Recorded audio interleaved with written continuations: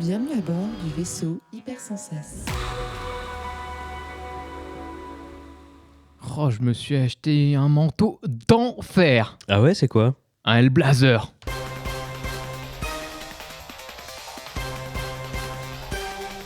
Bouya! Bonsoir et bienvenue dans Comics Outcast, le podcast indépendant sur les comics et leurs univers. Je suis Jean Vocat, comme un avocat sans le A, tout juste remis de la crève qui m'a tenu éloigné de la cérémonie des Bouilladors. Oh, tu nous as manqué. J'en étais bien triste, mais il paraît que la soirée était très belle et c'est tant mieux, mais me revoilà donc pour vous présenter le numéro 225. Un numéro 225 un petit peu particulier puisqu'au lieu de 3 chroniqueurs, il n'y en a que 2 ce soir. Ce soir, ils vont par 2. Le maître et son apprenti, le Padawan et son mentor. Alors je les laisserai se départager pour savoir qui est le Padawan, qui est le maître. Mais en tout cas, à ma droite, il y a Regen. Bonsoir Regen. Bonsoir. Comment tu vas ? Écoute, on fait aller la reprise de boulot, on attend les prochaines vacances, le classico, j'ai envie de dire. Le classico. Et tu lis des choses en ce moment ? Tout à fait, en ce moment je lis en dehors du focus dont on parlera tout à l'heure, je lis le Defender de Halloween avec une petite ambiance cosmique, c'est assez sympathique. D'accord, très bien. Et de quoi tu vas nous parler ce soir ? Ce soir, je ne vais pas vous parler de Born in the USA. Très bien, bon on attend de voir. À côté, nous avons, en plus d'être chroniqueur ce soir, il assure la réalisation de l'émission, c'est XT Fate. Coucou. Coucou, tu vas bien ? Très bien, merci. Et toi ? Ça va bien, je te remercie. Tu lis des choses en ce moment ? Oui, j'essaye. J'essaye quand j'ai du temps. D'accord, manifestement tu n'en as pas beaucoup. Et oui, j'en ai pas beaucoup. Et ce qui est horriblement fou, c'est qu'à chaque fois qu'arrive ce moment où on demande qu'est-ce que tu lis en ce moment, j'ai eu plein de trucs. Hein. T'as un blanc. J'ai un blanc. Tu sais, c'est vraiment le singe qui tape des cymbales. Est-ce que c'est un traumatisme de l'école ? Quand tu étais appelé au tableau et alors que tu avais révisé ta leçon, il n'y avait plus rien qui venait. Exactement, on me demandait de réciter la poésie, je la connaissais par cœur, et puis là je fais... Canapé ou de cast. Voilà, j'essaie de meubler pour voir si tu arrives à retrouver ce que tu es en train de lire en ce moment. Est-ce que ça marche ou pas ? Non, pas des... C'est incroyable. Voilà. Hein. Et c'est terrifiant. Et moi je suis en face de lui, je peux vous dire que dans son œil, c'est le vide. Hein. Ça fait Ah, très, très le peur. regard vide, on le connaît bien. Oui. C'est le puits Et de en plus, l'infini. le pire, c'est que je suis sûr que si je regarde, j'ai des photos que j'ai postées pour dire tiens, j'ai lu ça récemment, et je fais tiens, il se passe ça là-dedans, c'était vraiment nul ou c'était vraiment drôle, blablabla. Et. Non mais ce qui tombe bien, c'est que ce soir, comme vous êtes que 2, on peut prendre notre temps. Quoi. Oui, Peut-être oui, que cette oui. émission fera 1 heure pour une fois. On a toujours dit qu'on ferait 1 heure. Oui. Et une demi-heure par chroniqueur. Une demi-heure par chroniqueur. Bon, mais alors tu sais quand même de quoi tu vas nous parler ce soir. Merde, de quoi? Attends, je crois que ça parle de musique et d'histoire un peu, ouais. De musique et d'histoire. Très bien. Et bien, on va pas tarder à démarrer cette émission qui, comme toujours, se compose de 3 parties. Les reviews, le focus et le HLB pour Hors les Bulles. Le review, c'est nos chroniqueurs qui ont chacun choisi un titre et qui en ont lu les 3 premiers numéros et qui vont nous le présenter et en parler entre eux. Le focus, on s'attarde sur une œuvre ou un arc existant qu'on juge digne d'être approfondi et d'être découvert ou redécouvert par nos auditeurs. Et enfin, le Hors les Bulles, c'est là où on parle des comics hors des pages des comics, par exemple à la télévision, au cinéma, c'est souvent le cas, mais aussi en jeux vidéo, jeux de plateau, en exposition, selon l'actualité du moment.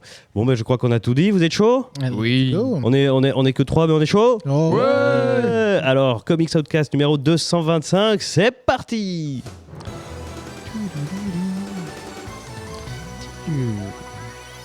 Et on va commencer les reviews avec toi, XT. De quoi tu vas nous parler ce soir ? Bien, je voulais donc vous parler d'histoire et de musique avec un titre qui s'appelle Deep Cuts. C'est édité en 6 numéros. Donc c'est un peu une anthologie qui va nous parler de l'histoire de la musique américaine. C'est écrit par un collectif principalement par Kyle Higgins qu'on a pu retrouver pour son travail pour Radiant Black qu'on retrouve chez Delcourt ou chez Nightwing des New 52. Et ainsi que Joe Clark, qui a aussi travaillé sur Radiant Black Et côté artistique, on a aussi 3 autres artistes qui les accompagneront. On a donc Danilo Beirut, Igor Monti, Hassan Osman Elaou, et voilà. Donc de quoi ça nous parle? Donc, c'est édité chez qui, pardon? c'est édité, c'est là que j'ai Chez un gros Image. doute. Chez Image, merci. Ouais. Chez Image. C'est donc une anthologie, comme je disais, une anthologie donc temporelle, c'est-à-dire que ce sont 6 numéros qui vont nous emmener à un moment, ou qui vont nous parler d'un moment culturel américain à travers sa musique et des genres dédiés. En fonction des périodes. Donc sur les 3 périodes évoquées, on a donc 1917, 1928, 1940, 1956, 1968 et 1977. Donc déjà on peut voir les genres qui peuvent se dessiner autour de ces différentes périodes. Donc moi évidemment chez Comics Outcast on lit les 3 premiers numéros et évidemment on ne lit jamais pas plus parce qu'on est des enfants sages, ce que j'ai fait pour ce coup-là. Et donc je vais vous parler de ces 3 premiers numéros globalement voilà. Donc le premier se passe donc en Nouvelle-Orléans avec un joueur de clarinette qui s'appelle Charles Stewart. Charles Stewart, il fait tout pour assister au concert de son idole. Je vais la faire la version française parce que ça me fait rigoler. Johnny de Doigt et son groupe. Le garçon est un garçon qui est élevé par sa mère. Son père est décédé, qui était aussi un grand musicien a priori, qui a joué avec les plus grands. Et on plonge avec lui dans cette Amérique, dans ce plongeon dans la musique un peu blues jazz en fait, qui semble être un peu derrière dans cette ambiance-là. Dans ce place un peu saloon, donc on voit ces concerts dans des saloons, bars. On est encore à cette période de transition un peu américaine qu'on voit où ils mettent les bars de façon saloon quoi. Oui. Et donc en bon petit chenapan, il arrive à se glisser à jouer de la clarinette à la fenêtre du concert pour le groupe qu'il aime bien et qui l'entend. Et lui, du coup, il va plonger, il va réussir à se faire recruter et il joue avec cette personne-là. Et on va voir donc son évolution avec ce personnage-là qui aussi nous fera nous dire que rencontrer ses idoles, c'est pas toujours top, hein, évidemment. Donc on a ce côté Amérique, donc là c'est afro-américain, surtout d'ailleurs la plupart les 3 premiers sont sur des afro-américains, non juste les 1 et 3 pardon. Et donc on a à travers cette musique, toute la partie sociétale. Je vais passer ensuite à la deuxième pour les résumer globalement sans rentrer trop dans les détails directement. Donc Lausanne va nous parler donc dans une histoire à Chicago en 1928.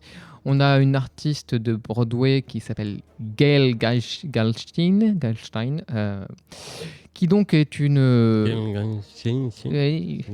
Pardonnez mon accent pourri. Qui fait donc... Non, sur Hellblazer, c'était très bien.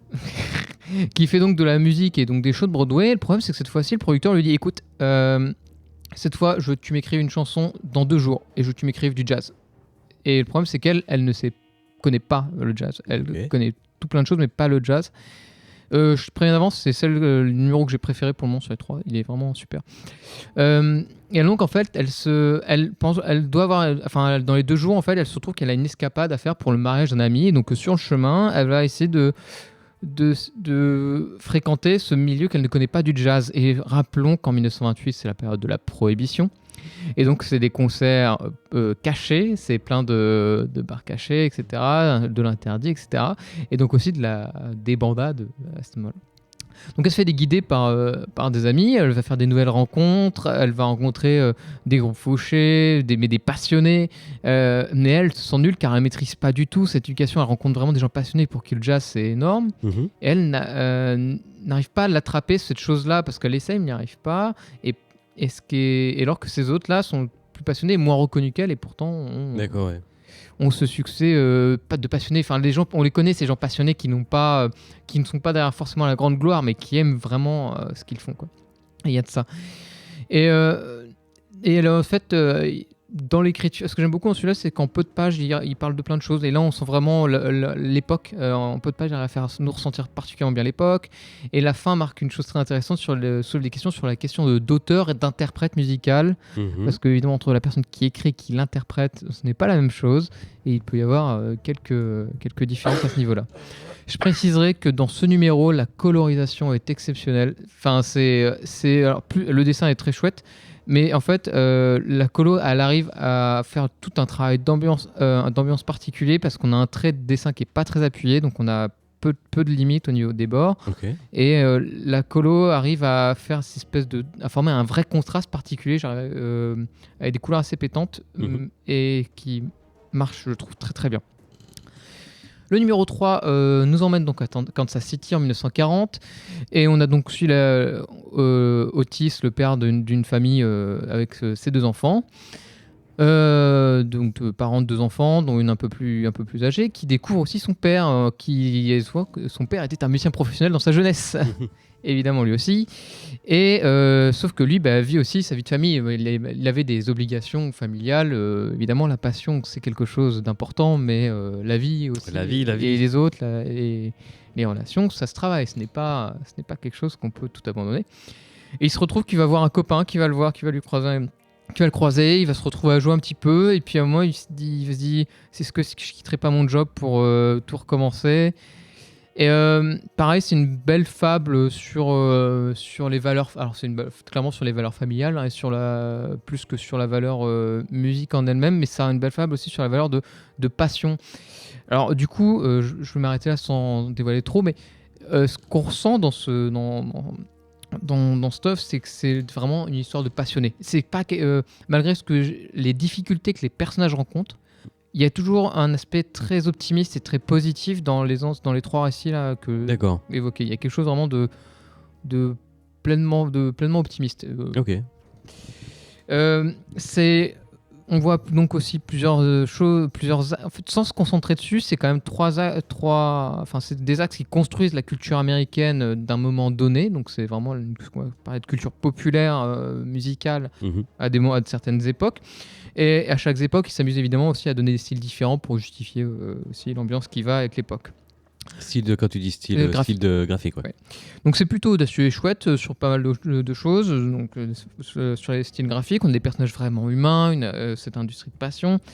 Et ils ont tous toutes les histoires ont leur message et leur valeur à faire passer. Et c'est un peu là où moi j'ai un peu plus de bémol, c'est que paradoxalement, on sent les passionnés, mais on sent moins la musique. D'accord. En fait, on sent des gens passionnés de musique. J'ai des livres où j'entendais la musique, mais pas là. Là, je l'entendais pas. D'accord. Je sais pas comment le dire autrement, mais on peut le lire. T'entends, on lit certaines choses et on a le rythme qui sent arriver, alors que pourtant c'était qu'à la lecture. Ouais. Et là, on ne l'a pas du tout. Enfin, moi, j'ai pas du tout ressenti du tout. Je voyais juste l'histoire de personnes qui se battaient dans une société et le contexte musical amenait ça avec des gens passionnés, quoi. D'accord. Voilà. Mais donc plutôt chouette pour le moment. Et oui, voilà. Très bien. On va tenter de passer la parole à Regan qui, je ne sais pas si vous l'entendez, mais s'étouffe plus ou moins. Ça va mieux ? Non, tout va très bien. Tout va bien. Alors, il vient ce poumon ou pas ? Qu'est-ce qui se passe ? Écoute, tu m'en as cédé un, donc il faut bien que je m'en serve. Qu'est-ce que tu as pensé, toi, de Deep Cut ? C'était assez intéressant, effectivement. Je ne m'attendais pas à une anthologie, parce que je ne m'étais pas du tout spoilé de quoi il s'agissait.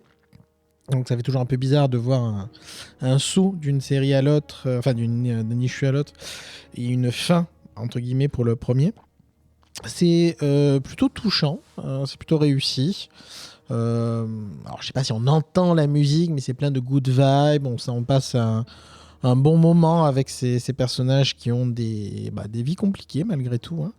Ce que j'ai bien aimé aussi, c'est le côté passion comme fil rouge, parce que, sans en dire plus, c'est une anthologie, mais il y a des petits passages de relais discrets entre chaque issue. Il y a des miettes de pain qui permettent de suivre ce chemin de passionné. C'était plutôt cool. Ce qui est marrant, c'est qu'en lisant le premier, je me suis posé la question, mais est-ce que c'est biographique ? parce que il y a toujours ce côté, on donne des noms de personnes, on se place dans une époque, etc. C'est marrant parce que c'est la question que je me posais en vous Non, entendant parler. Effectivement. Et en fait, pas Non, du tout. non, pas du tout. Pas ouais. du tout. Par contre, J'ai checké. ça s'inspire de Alors, personnes, forcément, évidemment, de personnes célèbres. Voilà, c'est fortement inspiré, mais ce n'est pas biographique. Et pareil, dans le deuxième, il y a toute une histoire autour de cette fameuse chanson que l'autrice essaye d'écrire. Pareil, c'est une invention pour le comics en l'occurrence. Comme je disais, au-delà, je ne sais pas si on entend la musique, mais je trouve que c'est quand même ce sont des personnes qui ont travaillé dessus, qui se sont intéressées à cet univers-là. Donc les trois premiers, le reste, je ne sais pas, mais quand même très jazz au niveau de l'ambiance. Chaque Fendichou, il y a une partition de musique qui est fournie. Je trouve ça assez intéressant aussi comme... Voilà, pour entendre la musique, il faut lire la partition. Exactement. Tu n'entends pas la musique quand tu lis la partition, etc. Et c'est musicos, et ça se dit musicos.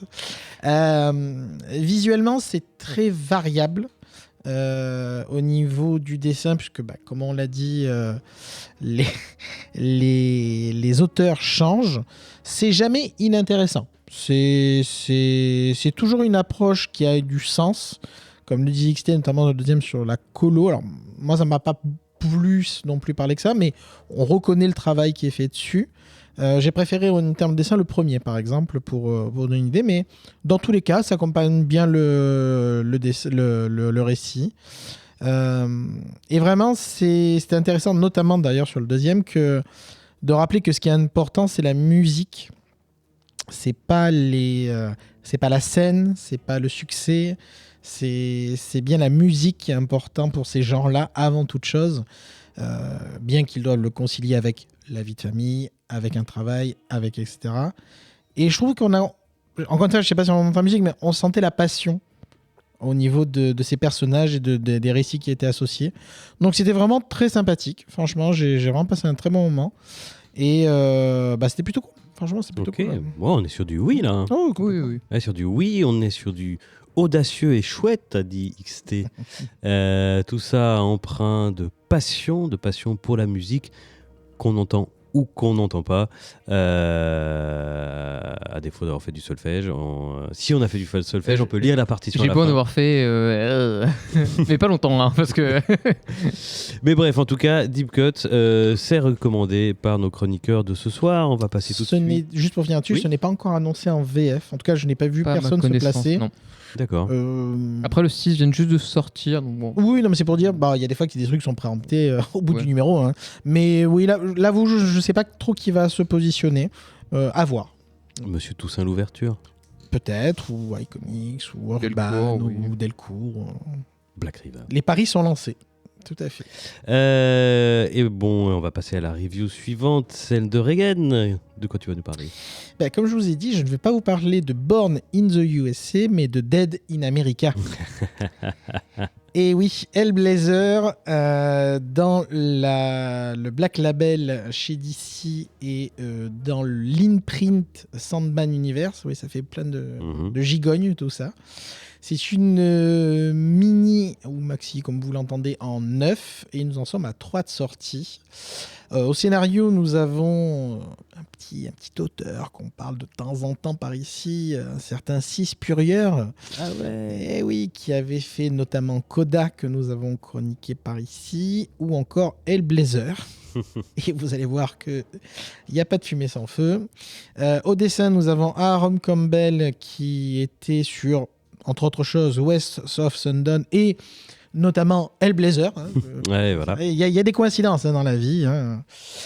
Ou encore Jordi Belair. Bon, Jordi Belair, est-ce qu'il a besoin de la présenter? Je sais que je dis ça souvent, mais pour information, c'est une coloriste qui participe à une quantité très importante de comics et avec talent. Et enfin, au lettrage, nous avons Aditya Bidikar, que nous avons vu notamment sur Department of Truth. C'est autant vous dire que du texte, il y en a. Alors, faire la liste des idées de John Constantine qui ont mal tourné pourrait nous prendre plusieurs mois.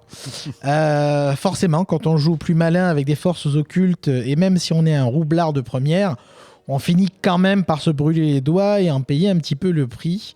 Même lui le sait. Entre une version future de lui, dévoyé, pardon, excusez-moi, ou oui, encore plus dévoyé qu'il ne l'est, oui, c'est possible, prêt à vendre son ancien lui pour sauver son vieux lui, et une triste aventure où il s'est découvert un fils, Noah, à qui il a déjà mis du sang sur les mains. Essayez de suivre, s'il vous plaît. Autant dire que de le retrouver déambuler alors qu'il ne respire plus et n'a plus un battement de cœur pourrait paraître presque anodin, j'ai envie de vous dire. Dans la... Tout à fait normal. Voilà, j'ai envie de vous dire pourquoi pas. C'est un mardi. Exactement, c'est un mardi chez John Constantine. En effet, depuis cette dernière pirouette qui lui a littéralement pété à la gueule, c'est en gros un mort qui marche, littéralement.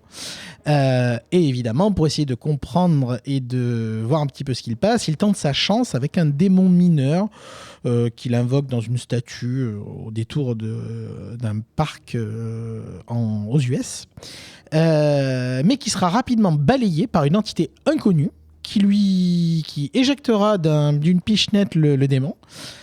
Qui est une petite fille scout qui voudrait vendre des cookies. Normal, encore une fois, bien sûr. Qui lui dira « Non, mais t'as pas besoin d'un démon.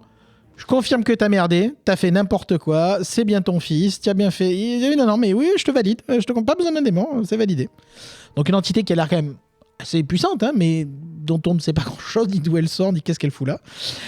Et qui lui confirme effectivement que sa situation est quelque peu précaire, s'il en est. Une entité donc qui, on le verra, est membre d'un trio qui se présente un peu comme les nouveaux patrons mystiques au niveau des US. Mystère. Mais les bonnes nouvelles n'arrivant bien sûr jamais seules et les vieux amis se présentant toujours au meilleur moment, un certain Morphée se présente à John et lui rappelle de vieilles dettes. Hey, comment ça va qu'il voudrait régler. Flashback. Dans l'univers de Sandman, donc d'où aussi le lien, je vous renvoie vers un certain podcast qui s'appelle Les Grains de Sable que vous pouvez écouter sur notre fil après en parler. Donc je ne sais plus où vous en êtes, donc désolé par avance pour le micro-spoiler si c'est le cas, mais John Constantine apparaît effectivement dans Sandman au sujet d'une bourse de sable. C'est tout au début. Parfait. D'une bourse de sable qui contient donc le fameux le sable, marchand de sable, littéralement. Qu'il dit à ce moment-là dans Sandman, moi j'ai pas touché, pas vu, moi j'ai juste récupéré. C'est ce qu'il a dit, ouais. Oui, bien sûr, oui. Donc effectivement, il avait refourgué la poche à une amie à lui. Bon, je vous épargne les détails. Et on apprend avec l'échange de... Tout ça est indiqué dans le comics. Il n'y a pas besoin d'avoir lu Sandman. Et on apprend du coup donc, dans le comics que 3 grains de sable se sont échappés de la poche. Quand on connaît la puissance associée, c'est déjà beaucoup trop. Et ces 3 grains de sable sont perdus aux States. Et donc il lui dit, écoute, c'est toi qui vois, tu fais comme tu veux, mais il serait peut-être temps d'arrêter les conneries. Si tu m'en service, on peut s'arranger. Enfin voilà, il y a peut-être moyen de moyenner. Et donc il faut qu'il essaye de trouver comment respirer et avoir son cœur qui bat à nouveau. Et en plus, il faut qu'il règle cette histoire de grains de sable. Autant de vous dire que c'est pas gagné. Ça fait pas mal de boulot et il compte bien s'appuyer sur d'anciens alliés et pour essayer de sortir de ce bourbier infâme, dont des alliés qui riment avec John Constantine de ses origines. Bien sûr, la première fois que vous avez vu John Constantine... Et oui, je n'en dirai pas plus, mais effectivement, il ne sera pas seul. Et aussi avec 2 compagnons, dont notamment son fils, comme je disais tout à l'heure, qui, pour information d'ailleurs, est sourd et muet, et parle en signe, pour information. C'est un petit détail, mais ça donne des situations cocasses, notamment quand il dit drôle. Voilà, arrête de parler quand tu conduis. Forcément. C'est bon, c'est très bon. Voilà pour le setup. Je ne vais pas en dire beaucoup plus. Il n'y a pas besoin d'en dire plus. Il y aura évidemment des interventions avec des personnages un peu Freak of the Week. Il y aura des interventions sur la progression globale, mais on peut en rester là pour le setup. D'accord. Mais juste, donc c'est Black Label. Alors, donc ça s'inscrit pas vraiment dans une continuité. Alors, ou bien tout le Sandman univers c'est Black Label. C'est toujours le problème. Black Label, c'est plutôt soit totalement what if, soit simplement liberté de ton aussi. D'accord. Donc c'est plus ça qui est en jeu là, puisque en l'occurrence, ce que je n'ai pas dit volontairement et je vais le dire là, c'est la suite directe du premier run de Spurrier sur Hellblazer. D'accord.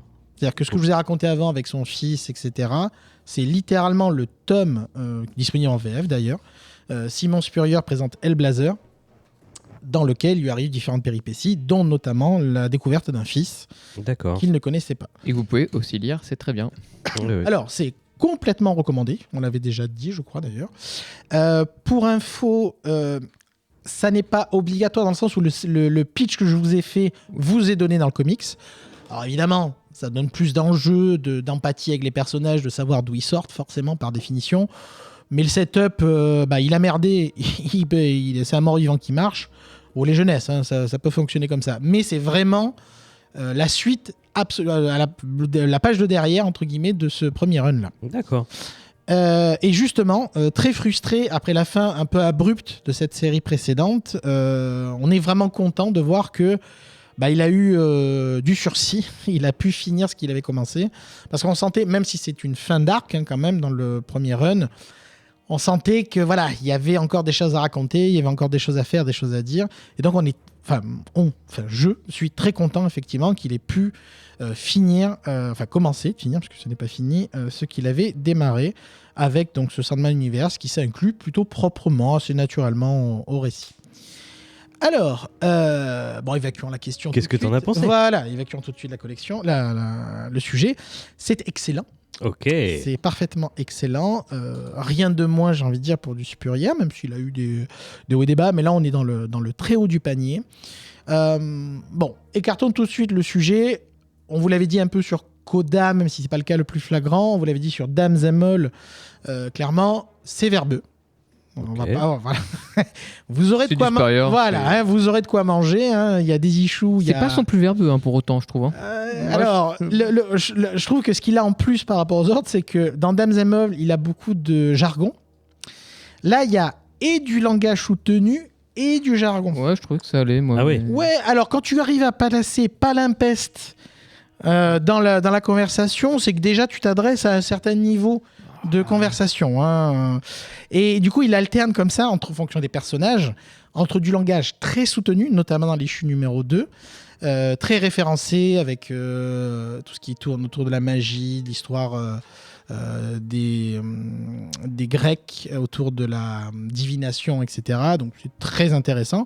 Mais c'est du background. C'est pointu. Voilà, c'est pointu. Et du jargon anglais qui marge la moitié des mots, comme il sait le faire aussi. Mais ça marche plutôt bien globalement. Il y a une petite vibe American Gods qu'on sent pointer, dans le bon sens du terme, je précise, puisque malheureusement American Gods, notamment la série, a un peu dérapé. Mais il y a un petit peu... Alors, ça a l'air de se diriger vers un road trip, on n'a pas encore beaucoup avancé, mais il y a un petit peu ce côté-là. Le lien avec l'univers Sandman, comme je disais, est plutôt malin, ça fonctionne plutôt bien, c'est bien placé. Comme je disais aussi, c'est pas impossible de démarrer là, même si on vous sentait très clairement que vous êtes dans la continuité du run précédent. Comme souvent avec Spurrier et quelques petites cartouches fort sympathiques placées de ci et de là, pour qui de droit, j'ai envie de répondre. Hein. Évidemment, les puissants notamment prennent dans les dents et les rednecks avec. Visuellement, le style est très gras et très sale. C'est magnifique, ça colle bien avec le récit, parce que c'est l'alliance entre le personnage et ce que veut raconter l'auteur. Donc ça marche super bien. Honnêtement, c'était hyper cool. Je pense qu'en 9, c'est un bon choix pour aller avec le reste du run. Ça fera une bonne couverture. On attend de voir comment ça va se conclure. Mais écoutez, pourquoi bouder son plaisir ? C'était un vrai régal. Donc, pour Egan, c'est gras, c'est sale, c'est magnifique, a-t-il dit. Et pour XT ? Eh bien, pour moi, c'est gras, c'est complètement sale. ma cam. Ah. Non, alors déjà, j'ai l'impression de m'être fait voler cette review parce que Voilà les coulisses. elle est passée sous mon nez. Là, Tu les rageux, j'ai envie de répondre. voilà. Mais je suis contente d'être là pour en parler, d'avoir eu l'occasion de le lire. Je vais passer rapidement sur 2-3 trucs. C'est-à-dire que j'ai été pris des énormes claques question graphique. Cool. Il y a des idées graphiques qui sont superbes. Il y a une planche qui m'a scotché à coup de body horror parce qu'il y a beaucoup d'horreur dedans. Enfin, c'est extrêmement horrifique et c'est assez gore. C'est vraiment très gore, hein, quand même.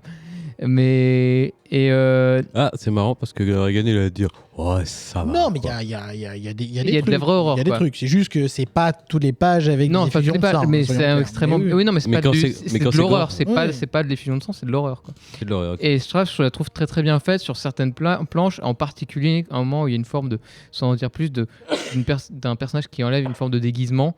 Et cette planche-là, elle est incroyable. Et en fait, souvent quand je fais mes reviews, je lis le truc et puis je prends quelques photos pour me dire tiens, ce passage-là, machin. Et là, en fait, j'ai quasiment rien écrit, j'ai pris que des photos. C'est un peu passé comme ça. Et en fait, oui, donc moi, Hellblazer, comme j'ai pu déjà le dire, c'est que c'est mon personnage où il y a un run préféré, quoi. C'est ce que je préfère dans la culture. Dans la culture du personnage, j'aime beaucoup parce que c'est un personnage qui est l'un des meilleurs vecteurs pour raconter une société.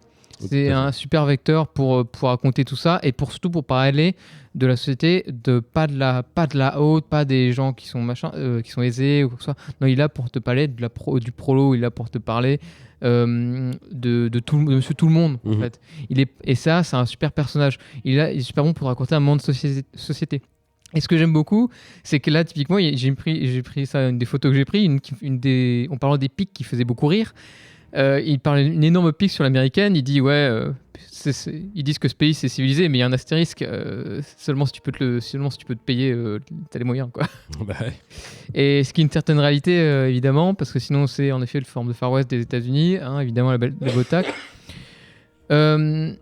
Et c'est ce que j'aime beaucoup dedans, c'est qu'en effet, Spurrier, auteur anglais, s'attaque aux États-Unis, ce qui est pas forcément, ne va pas forcément de soi, parce que c'est pas une personne qui a vécu, ni une personne qui y vit aujourd'hui, à ma connaissance. Les colonies et l'Angleterre, c'est quand même une vieille histoire d'amour chez les auteurs. Il y a en effet, après, il y a évidemment des corrélations culturelles, mais quand même. Je crois que c'est pas son premier truc où il parle vraiment. Je parlais plutôt des auteurs anglais, pas spécialement effectivement. Là, je me demande si c'est pas son premier bouquin où il parle de l'Amérique directement. Et ça, en effet, comme tu disais, ça tire à balles réelles à coup de. À un moment, là, le flic, on lui dit mais pourquoi t'as arrêté ce truc ? Bah, il y avait un noir qui conduisait un bus, quoi. Oui. Et ça marche très bien. Donc. Il y a des moments de twist, enfin des formes de twist qui sont très bien faits, qui mettent leur temps à arriver et qui sont dévoilés de la bonne manière et comme dit par des superbes planches. Et voilà, en fait, pour moi, c'est vraiment le côté time machine de ce personnage qui va faire un instantané d'une société à un moment T via les côtés horreur graphique. Et le problème, c'est que là, j'ai l'impression de dire ça, c'est valable pour quasiment tout Hellblazer. Mais là, c'est particulièrement réussi. Et vraiment, la partie graphique, je m'en remets pas, quoi. C'est vraiment super beau. La colo, elle sait s'adapter en fonction de ce qu'il y a à montrer. Le dessin est super propre. Là où il faut, il y a des superbes idées graphiques, particulièrement quand on rencontre Morphée. J'allais dire, effectivement, la page de Morphée. De la qualité graphique, il y a effectivement des inventivités au niveau des planches. Ouais. À un moment, on a un plan de Morphée, on a le visage de Morphée qui prend la pleine page. Et en fait, les cases sont dessinées par-dessus son visage. Et là où se balade John. Et cette page-là est super. Et malgré le fait que ce soit verbeux, comme tu disais, moi je suis pas trop d'accord en disant que ça. Enfin, je suis d'accord, mais je veux dire, c'est pas le plus verbeux de Spurrier, quoi. Je trouve que c'est un des plus faciles à lire de tout ce que j'ai lu. Ah oui, clairement. Après, je compte pas Saison de sang, bien sûr. Mais... Ouais, on n'a pas eu le même.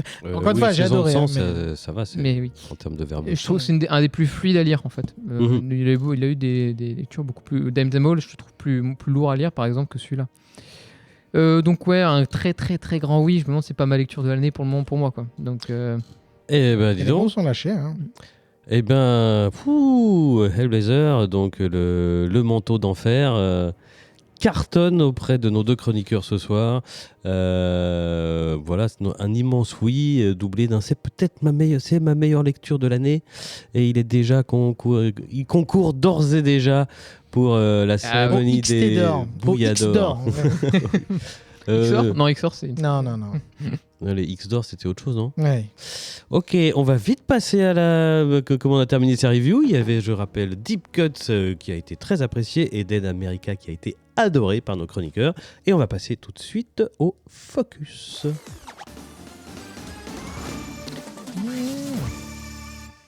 Mais avant de passer au focus, laissez-moi vous rappeler, chers auditeurs, que Nous sommes sur les réseaux sociaux, Comics Outcast et le vaisseau Hypersensas, le label qui produit Comics Outcast. Vous pouvez nous retrouver partout, en fait. Hein, littéralement partout. Dans votre lit, chez vous, dans votre placard. Je m'interromps sur les réseaux sociaux, sur les Discord. Je m'interromps pour laisser tousser Regan. On se demande, là, on commence à s'inquiéter de savoir s'il va pouvoir faire l'émission jusqu'au bout. Mais à part ça, retrouvez-nous pour avoir des nouvelles de Regan au jour le jour. Retrouvez-nous sur Instagram, sur c'est quoi les nouvelles plateformes, tu sais, moi j'ai Blue Sky, Twitter X, Mastodonte. Ah non. Pas. Non, Comment ça s'appelle? Thread. Thread. Ok. Et bien sûr, le Discord. Cela va de. Oui. Cela va sans doute. Ah oui. Et tu n'en oublies pas un. On ne cite même plus le. Ah, c'est pas moi qui. Il y a encore quelques sursauts de vie sur Facebook dans le vénérable Bouya Comics Club. Vieux de la vieille, rejoignez-nous. Je dis ça, même moi je le déserte en ce moment. C'est une honte. Mais surtout, pour les gens branchés, les gens qui veulent parler toute la journée, échanger avec nous et échanger surtout avec toute la communauté, effectivement, il y a le Discord du vaisseau Hypersensas qui regroupe tous les chroniqueurs, tous les auditeurs des différentes émissions du VHS. C'est vraiment une communauté très très sympathique. On vous invite à nous rejoindre et discuter avec nous. Voilà, pensez aussi à nous partager sur les réseaux sociaux. On a besoin de visibilité, à mettre des étoiles dans vos différentes applis d'écoute. Enfin bref, faites du bruit pour Comics Outcast. Ouais. Et donc on va passer tout de suite au focus. De quoi vous allez nous parler? Alors, on va vous parler d'une œuvre. On va parler de quoi en fait? Ah oui, c'est vrai.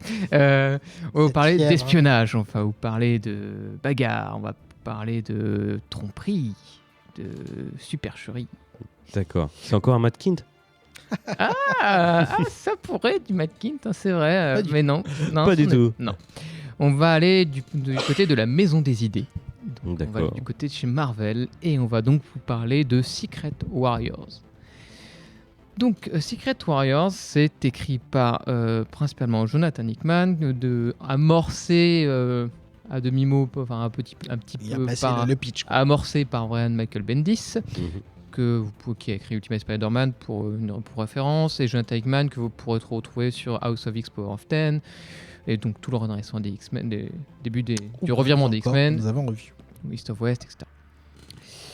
Donc c'est un de ses premiers pas chez Marvel. Donc c'est une période particulière. Vous pourrez retrouver son run complet sous le format d'omnibus chez Panini. Je crois que c'est 70€ si je ne dis pas de bêtises. Et c'est tout frais, tout chaud. Voilà. Donc ça va se passer dans la période de Dark Reign. Alors moi, Dark Reign, je reconnais ne pas l'avoir lu. Cependant, je sais à peu près ce qui s'est passé et le comics a le bon goût de réussir à ne pas en avoir grand besoin parce qu'il arrive à faire rattraper les choses comme il faut. Donc qu'est-ce qui se passe pendant Dark Reign concrètement? C'est Norman Osborn est à la tête des États-Unis, quoi, concrètement. Alors si je peux donner juste le contexte, oui, un petit peu. Oui, il n'y a pas de souci. Donc il y a eu pas mal d'events, comme on dit, qui ont fait bouger des statu quo juste avant Dark Reign, qui mènent à Dark Reign. Donc on a eu Secret War, sans S, qui a désavoué Nick Fury de son poste de premier flic du monde après avoir pris la responsabilité d'attaquer directement un pays souverain. C'était la Latvérie. Mais néanmoins, il a attaqué un pays souverain en engageant des super-héros pour mener l'attaque. Et nous avons eu Secret Invasion qui a semé le doute sur l'identité de tout un chacun puisque c'était les Skrulls, donc les personnages métamorphes qui s'étaient inclus dans la population, notamment super-héroïque. On ne savait plus trop à qui se fier. Et donc ces deux gros événements vont se conclure, notamment avec Secret Invasion, avec Norman Osborn qui va sauver le pays, vous entendez ces guillemets, et donc passer grand patron des affaires de renseignement, etc., en lieu et place du Shield. Donc ouais, on part sur ce principe-là, mais le comics a le bon goût de pas avoir la grande nécessité de savoir tout ça, et c'est rappeler ce qu'il faut au bon moment. Moi, j'ai pas eu du tout ce manque-là, quoi. Ouais, ce que je vous ai dit là, vous l'avez distillé en fait au fur et à Ouais. mesure que les personnages sont confrontés à la apparaissent situation. ouais, voilà. D'accord. Donc si jamais ils se rendent compte qu'il n'y a plus le shield, il vous dit bah oui effectivement le shield a été démantelé, etc. Concrètement, on peut lire Secret Warriors. Sans rien avoir lu avant, à peu près. Ok. Idéalement, avoir un tout petit peu de connaissance de savoir qui est Norman Osborn Oui, pour avoir voilà. une ordre d'idée du Être type de familiarisé personnage. avec Marvel. Ça, Oui, voilà. c'est... Mais même ça, en fait, ça reste assez beau parce qu'en fait, on en reparlera, mais on croise quasiment, j'ai bien quasiment aucun super slip dans l'histoire, quoi. D'accord. Donc, évidemment, on parle de Nick Fury, donc le boss du Shield, enfin ex-boss du Shield, qui est donc évidemment la spécialité, c'est d'espionner, c'est de manipuler, c'est de contrôler. Même ses secrets ont des secrets. Voilà. Et aujourd'hui, ce qui se passe, c'est que vu que c'est si tu nous entends. s'il n'est plus au Shield, évidemment, le Shield est remplacé par un autre groupe qui s'appelle La Hammer, qui sera un équivalent, qui C'est sera pas là un pour- studio de cinéma, je Non. précise, hein, c'est le Hammer. Hein. et qui sera là, oui, c'est vrai, qui sera là pour reprendre les rênes du Shield. Mais ça ne sera là que principalement comme antagoniste, parce qu'évidemment, pas en forme d'antagonisme en tout cas, qu'est-ce que un agent secret tel que Nick Fury fait tout seul chez lui? Il va pas trop rester sous les cocotiers. C'est pas le genre de ce mec-là. C'est un mec, quand il y a un truc qui se trame au-dessus de sa tête ou qui c'est le bordel, il y va. C'est un patriote quand même dans l'âme. Hein. Il va jusqu'au bout. Donc ce qu'il fait, c'est qu'on se rend compte assez, il nous explique très vite que en fait, le Shield, depuis le début, depuis les origines, c'était en fait indirectement contrôlé par l'Hydra. Tintin, L'Hydra, qu'est-ce que c'est? C'est concrètement le parti nazi super-héros, quoi. Enfin, super-vilain. Super vilain, ouais.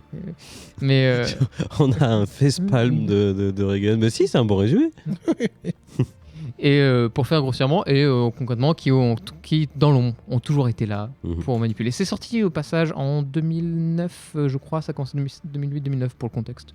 Alors toujours pour le contexte, ceux qui ont vu une certaine série qui s'appelait Agent of Shield voient très bien de quoi on parle, Mhm. puisque ce principe sera repris dans l'univers du MCU. Donc évidemment, Fury se retrouve un peu tout seul, il n'a plus d'équipe, plus personne sous ses ordres, donc qu'est-ce qu'il va faire? Il va réunir une équipe de 6 personnes. Relativement des jeunes ados, et c'est plutôt a priori des enfants ou des petits-enfants de vilains, mais de 3e zone, quoi. Enfin, pas des... Alors, pas que de vilains, mais effectivement. Oui, enfin, c'est principalement des enfants ou d'enfants. Enfin, le point à retenir, c'est que vous vous souvenez, je vous disais tout à l'heure qu'il y avait une Secret Invasion, que on ne sait plus trop à qui se fier, qu'en plus le Shield était noyauté par le Hydra. Donc tout ce qui est des personnages connus ne sont pas fiables pour Fury. D'accord. D'où l'intérêt de s'adresser à des jeunes. Des jeunes manipulables et... Aussi, oui, C'est surtout ça. C'est surtout ça, hein, parce que concrètement, il va manipuler son équipe tout au long du run. Il va manipuler son équipe pour les faire faire ce qu'il veut. Il ne leur fera jamais confiance. Et eux aussi, eux, ils savent qui c'est, mais ils ne leur font pas confiance non plus. Cependant, pour gérer cette manipulation, dans ces 6-là, il y aura quand même une qui aura sa confiance plus que d'autres. Chef d'équipe, voilà, et je dirais même plus que chef d'équipe, une forme d'agent de liaison en fait, plus qu'autre chose, qui est dans la personne de Daisy Johnson, ou autre codename Quake. Qui est donc la fille de Mr. Hyde. Donc, je savais pas ça. On le sait même dans la série Agent of Shield. Je me rappelle plus. Et voilà. Mais au début? Alors, non, plutôt vers. Alors, je t'aurais pas de sortir le numéro de saison. Peut-être 3 ou 4, mais oui, on voit même Mr. Hyde dans la série. Ouais, tout à fait. Ah, bah tu vois, ça m'a pas marqué parce que j'ai. Qui est joué d'ailleurs par un certain agent qui allait à Twin Peaks, pour information. Ah, mais oui! Bah oui, ah, bah, j'avais oublié que c'était Hyde, effectivement. Et donc, que ceux qui ont regardé les agents du Shield jusqu'au bout se manifestent. s'il Une y en a. série largement sous-estimée, mais qui avait plein de qualités, soit dit en passant. c'est pas elle qui Ouais, s'est quand mais même ça- viandée sur la alors, fin ou On au a- début c'était je compliqué. profite parce qu'on a le temps, puisque ce soir on est nombreux. Ça part en cacahuète, quoi. Sur la fin, c'est n'importe quoi. En fait, le problème, c'est que la première saison fait un peu du Freak of the Week. Mhm. Elle démarre, elle explose grâce à à Civil War, pas Civil War, merde, à Captain America 2, Mhm. qui permet de faire exploser le statu quo et qui on voit l'impact directement dans Mhm. la série, ce qui était ouf en termes de liaison pour l'époque. Elle a d'excellentes saisons après, avec The Frame notamment, etc. Enfin, Ça, je ne c'est vais pas pas rentrer mal. dans les détails. Et par contre, effectivement, il fallait s'arrêter et il y a eu aussi ce ballottage entre MCU et Marvel Télévision qui a fait que à la fin de la série, elle est partie un peu dans tous les sens, mais il y a eu aussi un excellent Ghost Rider. Non, franchement, il y a eu des bonnes choses dans cette série. Elle est vraiment sous-estimée, je trouve. Voilà, c'était le Mais c'était la petite digression. C'était le mini mini review. HLB qui s'est cadeau. incrusté dans le focus. On reprend donc Secret Warriors. Donc, On est en train de parler de on- l'équipe avec on- Daisy Johnson. On est en train de parler d'Eddie Johnson. Tout exact. à fait. Donc après, ces 5 autres compagnons, on a donc Quake, qui est donc l'agent de liaison dans l'équipe, comme je disais, qui va être leader et qui va en fait rendre la dynamique d'équipe. Et comme je voulais le souligner, c'est qu'en fait tous les personnages sont attachants dans leur mécanique, enfin dans leur entité, mais ce sont des personnages qui sont relativement inconnus et il s'en sert justement, Hickman s'en sert pour justement se donner la possibilité d'en faire ce qu'il veut. D'accord. Il ne sait pas, c'est des personnages qui si il peut se permettre de faire ce qu'il veut, il n'y aura pas de besoin de faire un retour au status quo sur certaines choses, etc. D'accord. Il peut se permettre. Et ça sent qu'il a cette liberté. Et donc là, on a Nick Fury. Donc du coup, on a donc Nick Fury en haut, l'agent de liaison et qui est donc Daisy Johnson avec Quake et le reste de l'équipe. Au cours du run, donc leur but à eux, c'est de faire tomber l'Hydra, pris le pouvoir et qui a commencé à capturer toutes les bases du Shield sur la planète et qui commence du coup à prendre tout ce pouvoir-là. Donc c'est tout un jeu d'échecs qui va se mettre en place entre Nick Fury et l'Hydra. Ok. L'Hydra va aussi avoir à plusieurs vilains avec eux et on a donc cette guerre qui se met en place et ce qui est bien c'est qu'on va avoir on le sent vraiment ce côté partie d'échec où Nick Fury garde toutes les infos pour lui.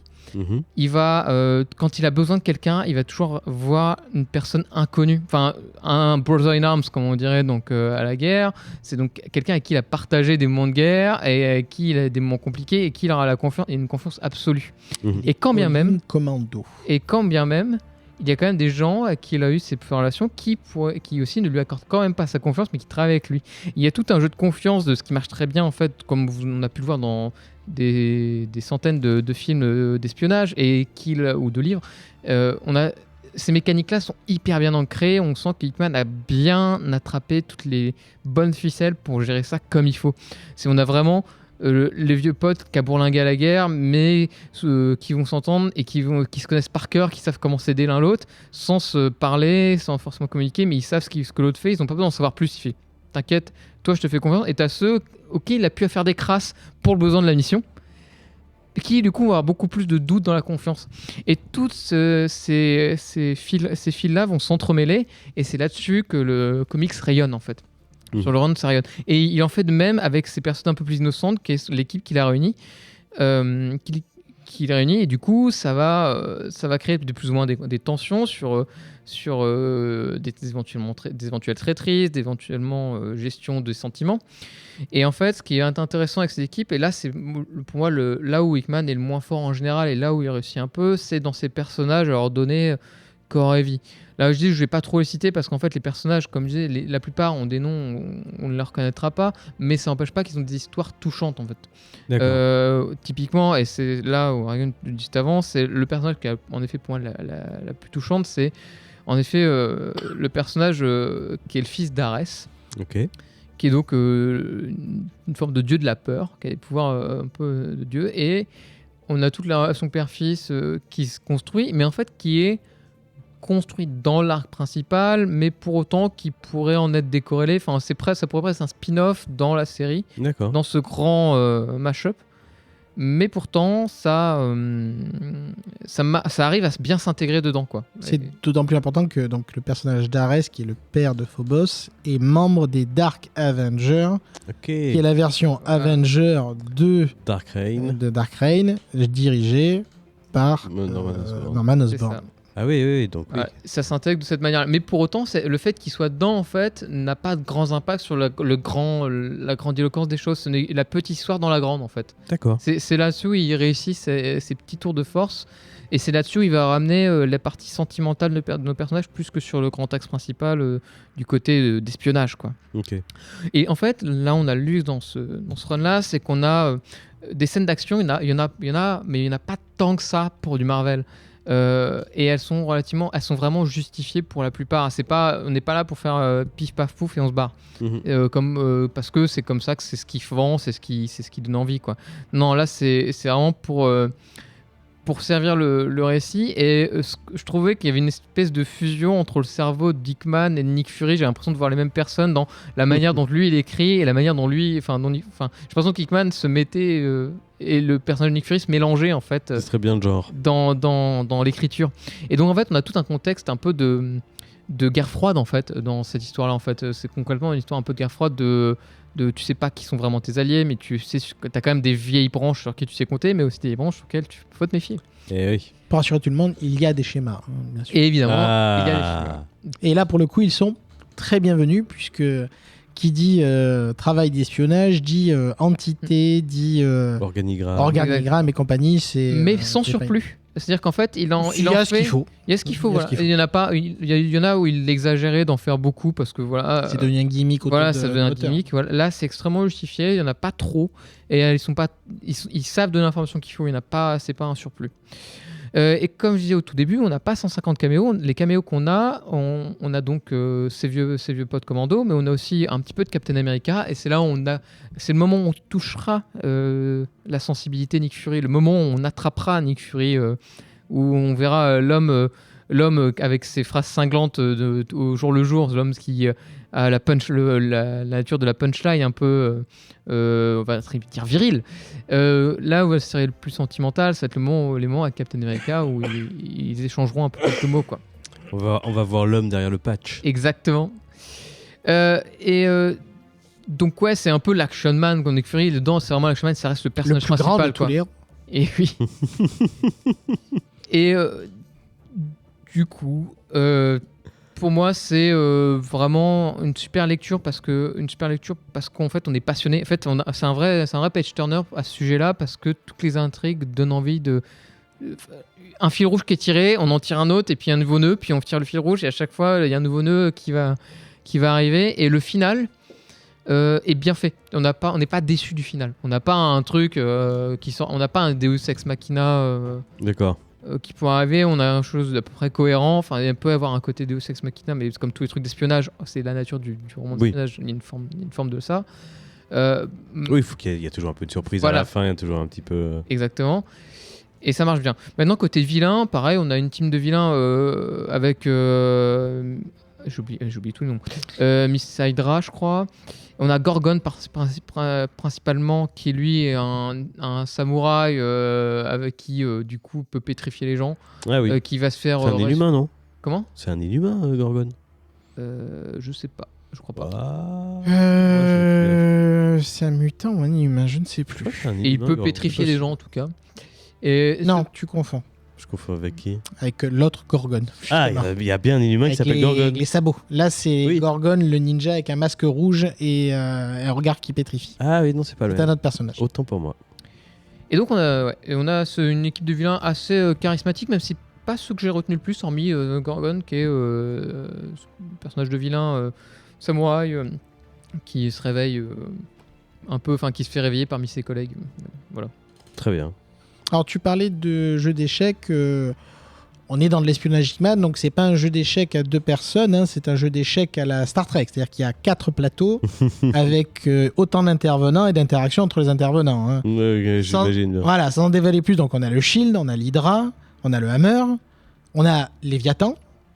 Vous verrez bien de quoi il s'agit, mais c'est un personnage. Enfin, c'est une réalisation très importante dans le run.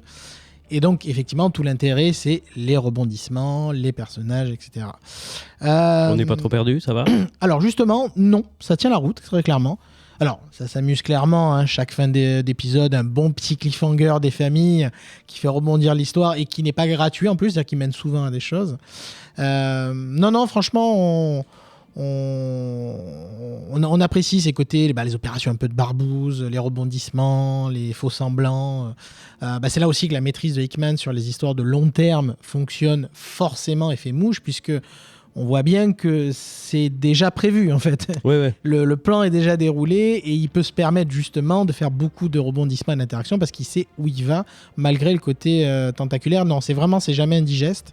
Vraiment, on a un peu cette vibe, pour donner une idée, entre un mélange de Runaway de Brian Kevogan pour ce côté personnage jeune avec pas de background, en plus fils de méchant pour certains, et donc qui est assez neuf.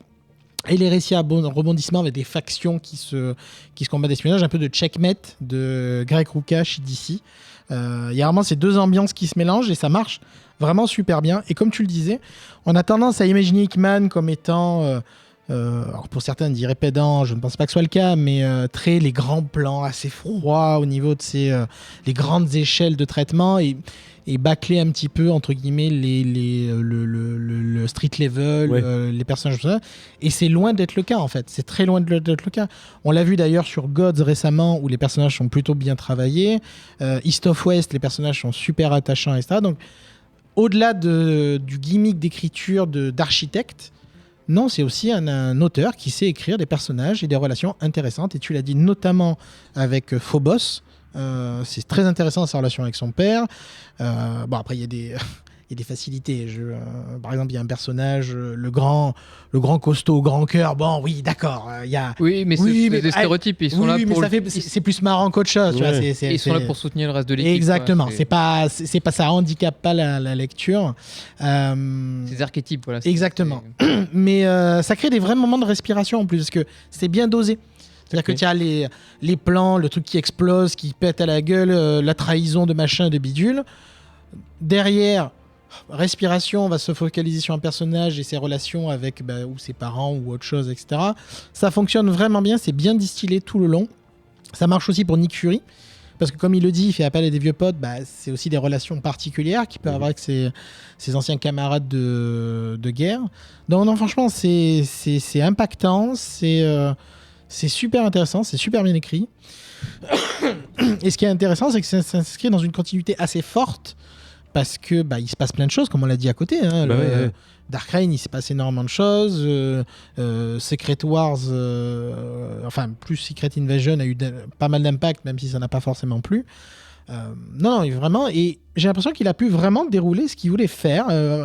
Alors, je sais pas à quel point il était en maîtrise de sa trame par rapport à le reste de l'univers. Exactement, mais il a pu faire ce qu'il voulait, j'ai l'impression, en tout cas sur le run. J'ai pas ressenti d'impact du reste. J'ai plus l'inverse, c'est-à-dire que c'est lui qui dictait peut-être le statu quo aux autres séries. Et puis, quand même, tu pourrais me dire que ça serait une forme de what if, ou que ça soit un bouquin qui n'a rien dans l'univers Marvel. Je te dirais banco, en fait. À l'exception de Captain America, que tu vois quelques pages. Bon, en fait, ça fait quand même. C'est tout bête, mais rien que le Shield qui appartient à l'univers. Enfin, ça a des conséquences importantes sur le statu quo des comment on appelle ça, des organisations. Oui, ça je suis d'accord. Pas des personnages, mais des grandes organisations, quoi. Nick Fury, quand même bien une petite raclure, hein, ça ne bouge pas évidemment. Hein. Alors, il a mal fini cette itération de Nick Fury. Alors évidemment, pour lui, la fin justifie les moyens, du moment que c'est pour le bien global, ça bouge pas, mais vraiment, c'est surtout bien écrit globalement sur l'ensemble des personnages, sur l'ensemble des organisations. Les rebondissements, comme on disait, fonctionnent plutôt bien. Il y a des choses que vous allez voir arriver. Quand vous avez un peu d'habitude des univers d'espionnage, tout n'est pas ingérable, on va dire, non prévisible. Mais honnêtement, un vrai bon run. Comme on disait, même s'il s'inscrit dans une vraie continuité au niveau des statu quo, ça peut se lire quand même en l'état. Non, c'était vraiment très cool. Hein. Le fait qu'il est sorti en omnibus, c'est que quand même ça doit bien tenir la route tout seul, quoi. C'est quand même un peu le principe des omnibus, c'est d'avoir quelque chose qui se tient de bout en bout. Je rajouterais que c'est anecdotique, mais donc parmi les personnages qu'il crée ou qu'on voit apparaître, il y a des personnages qui resteront dans l'univers Marvel et qui resteront importants, plus ou moins importants. Par exemple, Eden Fezi, il est créé dans ce run-là. Donc c'est un des téléporteurs des mutants, le protégé de Getaway. qui apparaîtra de manière assez importante dans l'univers Krakoa d'ailleurs plus tard. Écrit par la même Lui-même, personne. écrit par Hickman, mais c'est pour dire que c'est un personnage qui prendra un peu de l'importance par la suite dans l'univers, toute proportion gardée. Bien. Quelque chose à rajouter, XT peut-être? Oui, alors en effet, on n'est pas tourné autour des personnages parce que, enfin, des personnages, des employés de Fury, mais comme dit, ils ont leur histoire, ça suit et ça se contient dans le scénario. Et c'est un vrai plaisir d'avoir les surprises. Lisez ça si vous aimez vous faire surprendre et que vous aimez les récits d'espionnage, ça sera complètement pour vous. Eh bien, c'est noté. Un petit point graphique, effectivement, comme nous le suggère Guillaume, c'est intéressant. Il y a beaucoup de dessinateurs qui se succèdent. Ah, et ça, C'est pas vraiment, il n'y a pas d'unité à proprement graphique. Globalement, ça tient la route, c'est plutôt sympa. Ça fait le taf. Il y a quelques, en fait, il y a des issues qui sont très bien. Voilà, et il y a d'autres quelques qui sont références comme souvent, vraiment mais très très random. on a notamment Stefano Caselli, je crois qu'il en fait pas mal, mais qui n'est pas exclusif. Je crois que le seul qui est à peu près exclusif, c'est sur les covers, c'est Jim Chung, qui a fait toutes les covers, vous savez, avec ce découpage blanc. Quand vous le verrez, vous verrez très bien de quoi je parle. Non, franchement, ça fonctionne. C'est pas l'intérêt premier de la lecture, soyons parfaitement clairs, mais ça fonctionne. Franchement, ça fonctionne. Eh bien, merci à vous deux pour ce focus sur Secret Warriors, artistes multiples, mais écrit par Jonathan Hickman. On retrouve donc le run complet, édité en français chez Panini dans un omnibus. En tout cas, vous m'avez bien donné envie. Moi, j'ai les souvenirs qu'à l'époque, je suis passé à côté parce que j'avais l'impression que c'était une espèce de sous-série au milieu des un events. peu en mode spin-off, alors que les covers sont moches. Ouais. Non. Voilà, une X-Tech. Il fallait bien qu'il y ait une X-Tech. En fait, Jim Chung, moche. Une belle, mais alors le reste, sont moches. En fait, je déteste ce format où c'est tout blanc. Enfin, alors après, on peut parler qu'on n'en voit pas assez de la cover, mais le dessinateur est bon. Le dessin est bien, mais une cover où les trois quarts sont blancs, c'est moche, quoi. Écoutez, je vais vous inviter à vous taire. Et nous allons passer à la dernière partie de cette émission, à savoir le hors les bulles. Mais avant ça, parce que nous on aime bien envoyer des jingles en annonçant des nouvelles parties d'émissions pour ensuite dire avant ça, on va vous parler d'autre chose. De quoi je vais vous parler ? Je vais vous parler du fait que, chers auditeurs et auditrices, vous pouvez nous soutenir. Alors, on a évoqué tout à l'heure le fait de nous partager sur vos différents réseaux sociaux, de nous mettre des étoiles dans vos applications d'écoute de podcast, mais vous pouvez... Et dans nos yeux. Et dans nos yeux, mettez des étoiles dans nos yeux et dans nos cœurs. C'est peut-être le plus important, encore que malheureusement nous vivons dans un monde matériel et donc il faut bien faire face aux problèmes matériels tels qu'avoir des micros qui fonctionnent. Si vous aperceviez comme moi la bonnette du micro de XT, la déchéance de la bonnette, vous auriez mal au cœur et vous vous diriez mais comment faire pour les aider ? Comment on ne peut pas les laisser dans cet état ? Cette bonnette se désagrège littéralement sous mes yeux. C'est terrifiant. Donc, comment vous pouvez nous aider ? Eh bien, en procédant à des micro-dons via la plateforme Patreon, ce qui fera de vous des patronautes, et dont les plus vaillants d'entre eux ont la joie d'être cités dans nos émissions. Donc je vous demande un tonnerre d'applaudissements pour Matt Taperdumatic, Pims, Yakbar le déglingo, Rekma, Lionel et Fanny, Guillaume Rocher. Bon anniversaire Yakbar d'ailleurs.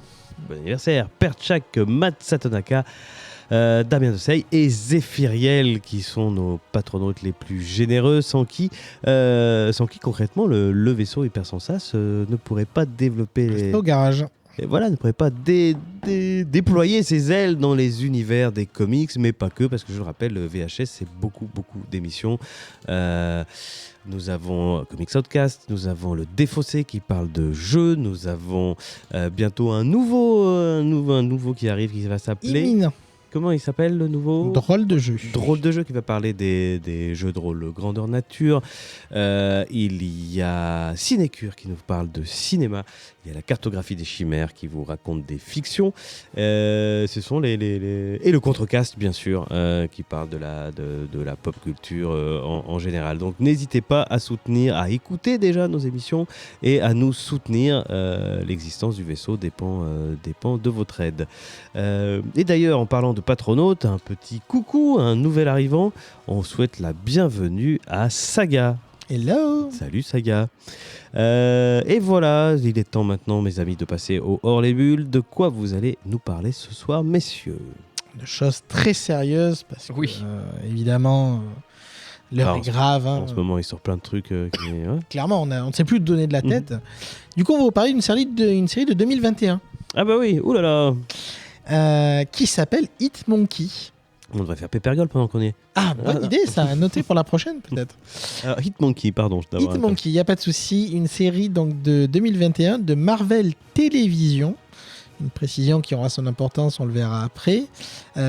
Qui était sortie initialement sur Hulu. Oui. Autre précision importante. 10 épisodes, une seule saison, avec notamment à la production, je crois que c'est... Attendez, je les ai notés. Création de Jeff Astrof et Sharon Organ, et à la production Spike Gordon Inc. et Floyd Country Production, en plus de Marvel Télévision. D'accord. Qu'est-ce que c'est? Qu'est-ce que c'est donc que cela? Alors, comment vous dire? C'est sous quel format déjà, juste Alors, c'est une série d'animation. D'accord. 10 épisodes d'une saison. C'est la seule saison disponible d'ailleurs. Et les épisodes durent C'est des formats relativement courts, 26 minutes, quelque chose comme ça. Ouais, 26 minutes. Non, mais 26 minutes en animation, c'est déjà du... Oui, c'est déjà pas mal, mais c'est C'est pour du dire, bon format, ce quoi. n'est pas des 1h30, comme Ouais. ça. Alors, Brian est un tueur à gages, plutôt doué, qui est engagé pour tuer un politicien japonais, et reçoit comme récompense une balle dans le bide. Ouais, c'est des choses qui arrivent, un métier délicat. Il arrive néanmoins à s'échapper, mais il est donc grièvement blessé. Il tombe dans les vapes en plein milieu de la montagne enneigée, où il est recueilli par un groupe de macaques qui le soignent. Ok. Voilà, vous voyez déjà voilà, l'ambiance vers laquelle on va. Attendez, c'est pas fini. Les singes sont plutôt accueillants, sauf un jeune qui voit l'intrus d'un mauvais œil. Il lui semble pas clair. Enfin, ça va être des ennuis, ça va être forcément des ennuis. Il voudrait bien se débarrasser plutôt de l'intrus, mais ce n'est pas le chef de la horde, comme on dit. Et donc, il ferme bien sa mouille. Mais les commanditaires de l'assassinat dont je parlais un peu plus tôt vont retrouver les traces de ce tueur à gages et vont donc le retrouver au milieu de ces singes et vont dézinguer tout le monde. Tous les singes. Tous les singes, tout le monde y passe, pas de quartier puisqu'on y est. Sauf un qui était parti à ce moment-là, qui était donc ce fameux jeune singe qui se méfiait de la situation et qui va donc se retrouver avec tous ses camarades morts et des fusils au sol. Donc qu'est-ce qu'il va faire, bien sûr? Il va ramasser des fusils et dézinguer les... Oui, vous avez bien saisi, dézinguer les hommes qui se trouvaient là pour venger son clan mort sous ses yeux, ou quasiment sous ses yeux. Déjà, vous voyez, bon, le setup est un peu particulier, mais c'est pas fini. Il se trouve donc sa vengeance ne sera pas vraiment assoiffée, puisque qui est le commanditaire, qui a fait tout ça, et non seulement lui n'est pas assoiffé, n'est pas épanché sa soif de vengeance, mais le tueur à gages, donc Brian, non plus. Il a survécu? Alors non, mais il va revenir en fantôme. D'accord. Voilà. Camoulox, hein, on n'est pas loin. Et il hante qui? Il hante le macaque? Il hante Eh le oui. macaque. Et quel macaque? Et quel macaque. Et lui aussi aimerait bien régler ses comptes tant qu'à Bien faire. sûr. Donc, une sorte de duo va s'engager pour la vengeance et partir pour la grande ville au Japon pour aller... donc, il ramasse, donc le singe ramasse un flingue, une paire de lunettes, les met sur le nez et il est prêt à défarouiller du Yakuza comme il se doit. Voilà le pitch. Bon, moi, j'avais aperçu peut-être des extraits et vu les images. Il était classe, le singe, avec ses lunettes et son costume. Oui. Et donc Et donc, alors, non, pour être tout à fait clair, je partais perdant. Soyons parfaitement clairs. Un singe tueur à gages qui ne parle pas. Enfin, c'est littéralement c'est un singe. Hein, c'est juste un singe. Ok, Et ça peut être tant de choses. C'est juste un homme. Voilà, il a des lunettes de soleil, mais bon, enfin, voilà. Mais avec Fi- des putains de lunettes de soleil. Ah ouais, c'est au final, je n'ai pas passé un mauvais moment, pour être tout à D'accord. fait clair. Ça ne va pas réinventer la poudre. On est plutôt dans des ambiances un petit peu, comment dirais-je, Deadpool, etc. Avec des gerbes de sang, de l'humour. Oui, il y a écrit moins de 16 ans sur la jaquette. Il y a des têtes qui sautent, des corps coupés en deux. Enfin, C'est vrai que c'est pas pour les enfants, Non, ce n'est pas du tout prévu pour les enfants. C'est pas du tout le. Graphiquement, le sujet. c'est bien. Alors, graphiquement, c'est assez bizarre. C'est. Il y a un petit côté Archer, la série de. Complètement. Mais c'est Ouais. le même doubleur, je pense. Je parle déjà visuellement, mais au niveau des traits, etc. Donc, des fois, les scènes d'action peuvent être très propres, enfin, vraiment très dynamiques, etc. Puis des fois, c'est un petit peu, je trouve, un peu dérangeant, enfin un peu bizarre. C'est particulier, quoi. C'est très D'accord. particulier. Du coup, notamment, c'est saccadé, tu sais, ça fait comme un peu de stop motion de temps en temps. Par contre, sur les scènes d'action, c'est ultra propre Ok. pour donner le côté. Une toute petite parenthèse, donc pour info, le personnage, donc pourquoi on en parle, c'est qu'à la base, le personnage est apparu dans la première fois en comics qui s'appelait Hitmonkey, tout simplement, créé par Daniel Way et Dalibor Talagic. Bon, ça ne cherchait pas beaucoup plus loin au niveau du comics, hein, au niveau du scénario, c'est clairement what the fuck. Je voulais aussi noter côté voix, il y a quelques noms c'est un peu marrant, un peu sympa au listing. On a Olivia Moon qui fait un personnage et nous avons, que j'avais noté en particulier, George Takei Oui, quand même. qui fait un autre personnage. Le reste sont peut-être des noms connus, mais j'avoue que ça me dit rien en particulier. Et bon, voilà, vous avez compris, on est clairement sur du fun avec les guillemets sonores.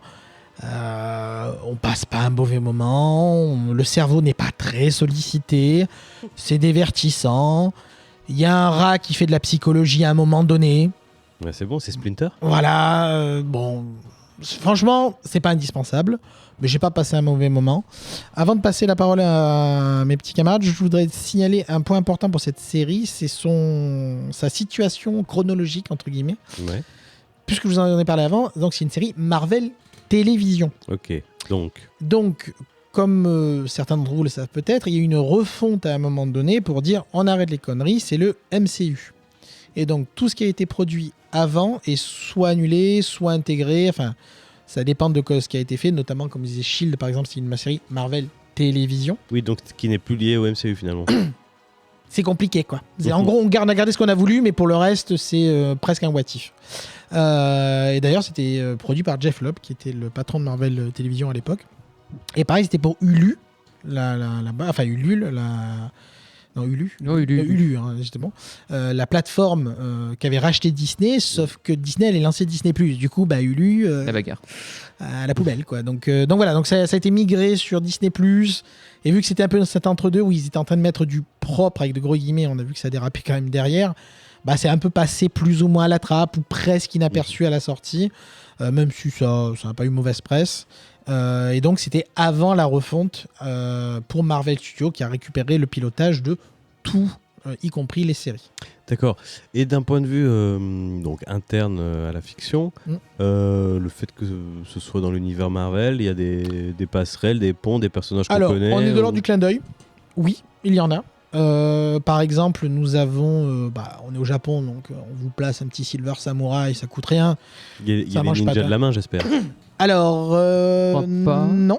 Ah. Alors, j'avoue que je suis allé jusqu'au 8, je crois. Il en a 10, j'ai pas tout à fait fini. Il me semble pas.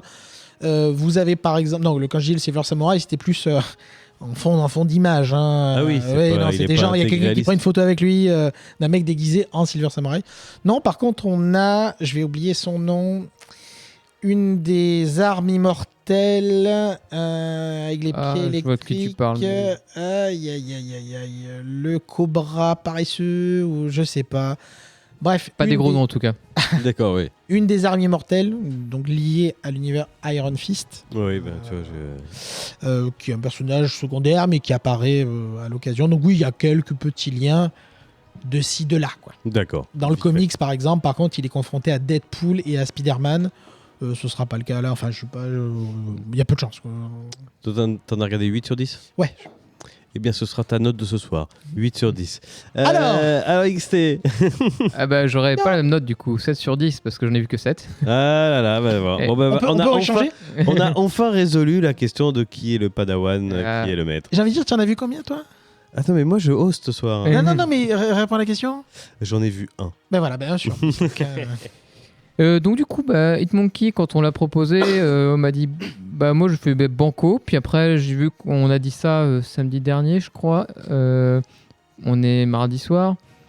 ça balance les. Dimanche soir, dimanche dans la journée, j'étais occupé toute la journée. Là, j'ai fait, oh purée, faut que je binge ça.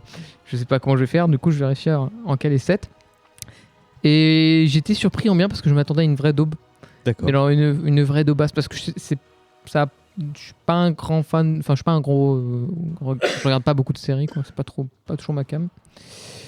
Et là en fait j'ai plutôt été séduit parce qu'en effet là où il y a complètement la vibe d'Archer, je suis complètement d'accord avec toi. C'est alors je pense aussi le fait qu'il y ait le doubleur, ça soit le même, ça doit jouer aussi. Enfin je pense que c'est le même parce que la voix elle, c'est reconnaissable. Et surtout il a le même et c'est un même problème, même débit de parole, c'est-à-dire que il parle beaucoup, beaucoup. Maintenant, la série est plutôt drôle, plutôt marrante, elle est très gore. Enfin, elle n'hésite pas, je veux dire, c'est plus 18, c'est plus 18. Enfin, on pourrait être plus 16, à la limite, peut-être plus 16. Enfin, bref, c'est pas. C'est gore, ça y va pas par le dos de la cuillère. Il y a des Ça scènes y va pas par le dos de la cuillère. Il va falloir que tu choisisses Ouais. entre par 4 chemins ou avec le dos de la cuillère. Du coup. Du Cette coup, fièvre, cette foutue fièvre. t'as des scènes de torture aussi dedans. Ah, Et en fait- voilà une nouvelle qu'elle est bonne. Oui. Mais de torture animale comme torture humaine. Le pitch. En fait, moi, je me suis beaucoup amusé en fait, concrètement. D'accord. J'ai vu ça. Ah, des fois, hein, C'était- c'est ça, hein. C'est pas incroyable, mais je me suis vraiment bien marré très souvent. Parce qu'en J'ai fait- vraiment ri à gorge déployée à certains moments. Je fais ah putain, mais oui, ils sont cons. Ou... Ah oui, d'accord. Ah oui, donc c'est quand même franchement drôle. Mais Oui, je veux dire, oui. quand t'as ri avec eux, pas Oui. contre eux. j'ai Non, envie de non, dire. ouais, avec eux quoi. C'est La dynamique avec le fantôme. ouais, c'est D'accord. c'est vraiment le comment on appelle ça les. C'est un buddy C'est movie, Nice Guy, oui, Bloody Movie. Nice Guys, sachant que le singe, lui, il peut pas parler, évidemment, mais par contre, ils se comprennent quand même.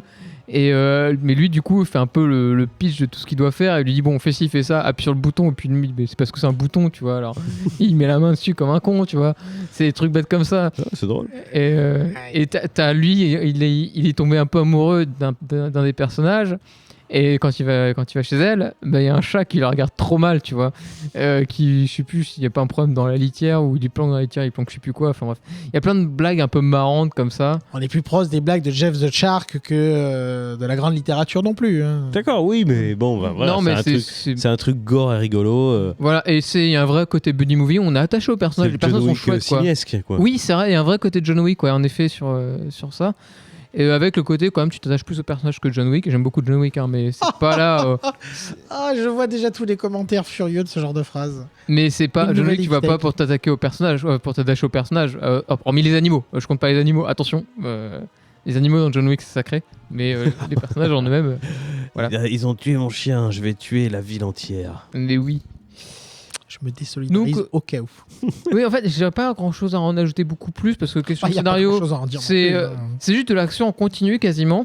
Mais Et le pourquoi seul pas problème, c'est le défaut, c'est que ça sait pas trop se reposer quand il faut. Ça manque de repos. De moment, tu fais, allez, soufflez 2 minutes, les mecs. Là, D'accord. j'en ai trop dans la gueule. C'est pas autant sous cocaïne que Modoc, pour ceux qui l'ont vu. Modoc, c'était génial. Alors, je sais pas le bout, mais c'était cool. Mais c'était. Enfin. Mais c'était Ah ouais, plus court, Modoc, c'était 15 minutes. Oui, non, mais c'est pour dire surtout la frénésie Mm. d'un épisode. Enfin, c'était à avoir mal à la tête. Mm. Là, ça va vite, ça bouge beaucoup. Mais bon, c'est que de l'action. En fait, c'est que c'est beaucoup d'action tout le temps. Et ça manque de phases un peu plus de repos. Et en fait, les phases de repos sont en fin d'épisode. Et c'est le moment en fait où j'apprécie le plus en général. Mais ouais, donc plutôt bon moment. Et toi, graphiquement, au niveau de l'animation, qu'est-ce que t'en as pensé ? C'est propre, enfin, ça fait le taf quoi. Non, mais c'est pas moche, c'est pas moche et c'est pas beau quoi. Ça c'est. Jésus. Je crois que je Voilà. préfère encore quand on parle d'un truc qu'on a vraiment détesté. Et non, et pour le coup, j'ai bien aimé, mais le truc, c'est. Alors, moi, c'est le problème globalement avec toutes les fictions américaines que j'ai en animation, pour beaucoup, c'est que je trouve qu'il y a toujours un mixage sonore dégueulasse. Ah. Et il y en a pas. En fait, quand souvent. Et là, je trouve qu'il réussit pour le coup plus que d'autres. C'est quand on regarde une série américaine, d'animation, souvent on se retrouve avec une voix qui est surélevée sur tout le reste. Et du coup, en fait, on entend les voix qui sont enregistrées dans des studios. Ça s'entend vraiment quand on n'entend pas du tout. On vit pas dans la ville qu'on est en train de nous présenter. On nous montre une ville et on met une voix par-dessus. Ça fait très D'accord. voix off, je trouve, dans D'accord. beaucoup de séries. Et là, ils arrivent à ne pas trop donner cette impression-là. D'accord. C'est pour ça que la série animée Batman, elle est meilleure en français qu'en anglais. Oui, monsieur, Oui. j'assume. Non, mais alors, Ah, non, mais je suis d'accord. X-Tech ce soir. Non, sec, mais hein. elle est mieux mixée. Alors, les voix sont peut-être pas meilleures, mais je trouve que le mixage est plus. Il marche un peu mieux. Bon. Donc, pour cerveau en pause, si vous avez déjà l'abonnement à Disney+, et que vous avez envie de passer le temps avec de l'humour et de la violence, on peut conseiller Hitmonkey. Ouais. À noter que si je dis pas de bêtises, alors j'avoue ne pas en avoir lu, mais je crois que le comics, il n'y a pas de le fantôme. C'est vraiment juste un singe qui défarouille des assassins, quoi. Ouais, donc ils ont trop compliqué en fait. Il fallait rester à la base. fallait Ouais, au plus mais simple. c'est hyper plaisant. Ça fait du bien. Moi, En tout cas, ici, on espère et on attend un crossover avec Jeff le requin. Bien sûr. Hitmonkey, Jeff le requin. Jeff le requin se fait démonter, il lui reste que la gorge. Écoute, Je me C'est décide un de leur appel. dire une nouvelle fois. c'est un appel s'il y a des gens de chez Marvel Animation qui écoutent Comics Outcast. Et oui, tout est possible, mes amis. On attend avec impatience le crossover Hitmonkey, Jeff le requin. Et c'est sur ces mots qu'on va terminer cette émission. Eh bien, messieurs, vous n'étiez que deux, mais vous avez fait le job. Nous étions 3. Vous étiez deux Et on chroniqueurs. arrivera presque à faire 1h30 à 3. Alors. Ah, vous avez bien bossé. Merci pour ces reviews. Où est-ce qu'on peut vous retrouver XT? Blue Sky, Discord, XTFate, XTFate sur Instagram. Discord. Je sais pas ce que c'est. Ça appartient à Facebook. Pardon. Genre, tu te sens mieux sur Twitter, peut-être. Oui. Ouais. Non. Ok, bon. Regen, où est-ce qu'on peut te retrouver? Sous quels alias? On me retrouve sur Prigmore sur Twitter, Gérovit sur Instagram, et pour tout le reste, c'est Regen, comme il se Point. voit. Regen, point. Non, ça c'est que Discord. Et toi, on te retrouve où? Moi, vous pouvez me retrouver sur Instagram. Voilà, Jean Voca sur Instagram. Et puis sinon, vous pouvez m'entendre dans la cartographie des chimères. À la prochaine. Bientôt, il arrive. On le sort jeudi, on sera le Oh, du reveal. 28 avril. Je sais plus quelle journée. Euh, Bref, il arrive. Ok. Il arrive et dans les grains de sable où on parle avec l'ami Zéphiriel de notre ami Sandman. Voilà, et c'est bien déjà, c'est pas mal. Chers auditeurs, chères auditrices, il me reste à vous souhaiter une bonne fin de soirée, bonne fin de journée, je ne sais pas, c'est un podcast, vous l'écoutez quand vous voulez, bonne journée de travail, bon trajet, Bonnes vacances. bonnes vacances, Bonne course. bonne course, bonne Voiture. bonne sport, il y en a qui nous écoutent en faisant du sport, quoi d'autre, Bon voyage. bon voyage, bonne cuisine, il y en a qui écoutent en cuisinant. C'est vrai. Bon marchage. Bon marchage. Démarchage. Bon Bon démarchage, appétit. bon appétit, bien sûr. Bon appétit, ministres intègres. Qu'est-ce qu'on peut faire d'autre en écoutant un podcast? Bon cinéma. Non, peut-être pas au cinéma. Non. Peut-être pas au cinéma. On fait la blague d'intro. Bonne blague d'intro. Bonne blague d'intro. Bonne aventure. Bonne lecture. Bonne lecture. Et on va Ouais. finir Puis là-dessus. qu'est-ce qu'on pourrait faire aussi bonne. Bon nuit, micro. les petits.